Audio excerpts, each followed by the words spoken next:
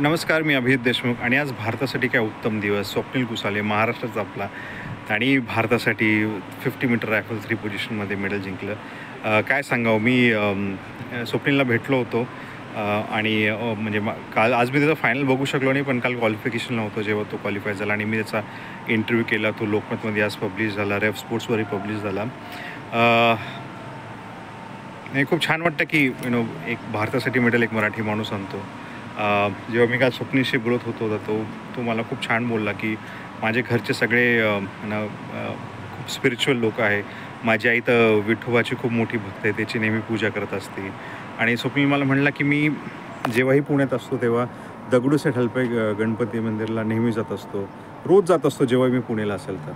आणि मी त्याला विचारलं की मग तू मागच्या वेळी कधी गेला होता? तो म्हणला होता की सर ते मागच्या वेळेस जेव्हा मोठी चतुर्थी होती, संकष्टी होती. म्हणलं अंगारिका चतुर्थी? हो म्हणे.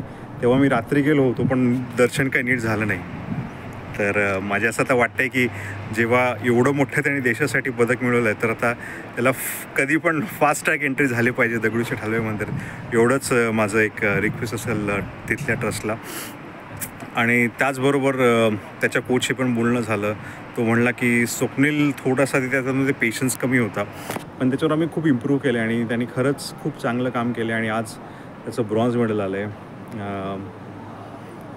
छान वाटलं की महाराष्ट्रातनं कोणी पदक जिंकतं, कारण की मला आठवत नाही महाराष्ट्रातनं या अगोदर, म्हणजे ऑफकोर्स खासबा जाधवनी या अगोदर भारतासाठी पहिलं पदक जिंकलं होतं, म्हणजे स्वतंत्र भारताचं 1952 ऑलिम्पिक्समध्ये.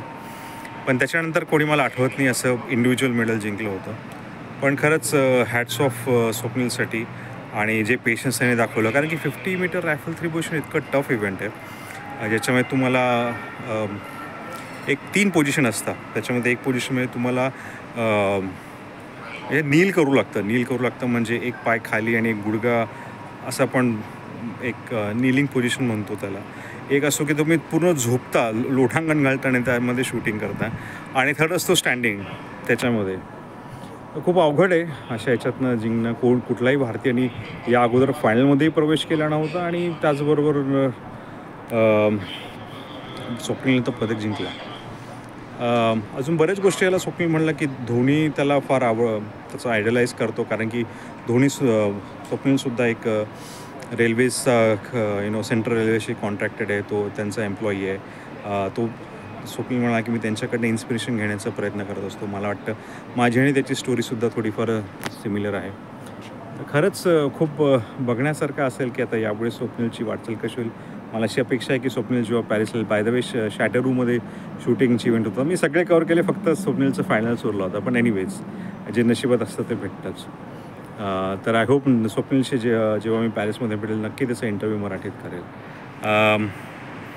That's it. मला आय होप तुम्हाला जर माझा व्हिडिओ असेल तर नक्की लाईक, सबस्क्राईब आणि कमेंट करा.